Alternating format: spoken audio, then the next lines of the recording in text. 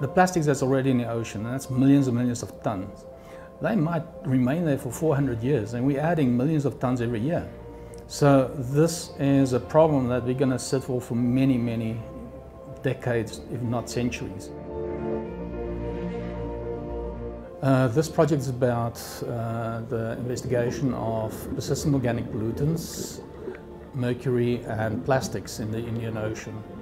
What we're basically looking at is to see if the marine debris that's in the oceans, and there's about 3 to 10 million tons of plastics entering the ocean every year, whether the circulating plastics is being scrubbed from the ocean by the islands, and specifically coral reef islands in the Indian Ocean. Now, the persistent organic pollutants are picked up by the plastics as well as the mercury, and then transported in concentrated form on an oceanic scale. But when it gets into the beaches of the islands, it reconcentrates because we get a lot of the debris accumulating on these beaches.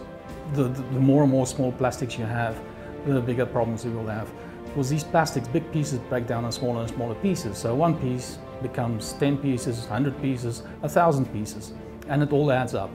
Those small pieces of plastic also have persistent organic pollutants and mercury in them, and that can then be transferred to humans that eat them. So there's quite a concern about that. Of course, the same microplastics is also being taken up by fish and corals and so on, and that's what we're going to investigate, and then see if the pollutants are being transferred from the plastics into these organisms. And we don't really know all the effects. We have a number of reports out regarding microplastics in the environment and the impacts on it, but much more work needs to be done, and that's part of the work that we're doing here at the moment. This project looks at the global aspects of waste management, because the waste and the debris that we pick up on the beaches of those islands come away thousands of kilometers away from where they're actually being used and released, and these islands in the middle of nowhere now sit with the problem of accumulated waste. And it might also affect the coral reefs, the coral reef ecosystems in that island, and we don't know. So this is a global scale sort of intervention that's needed.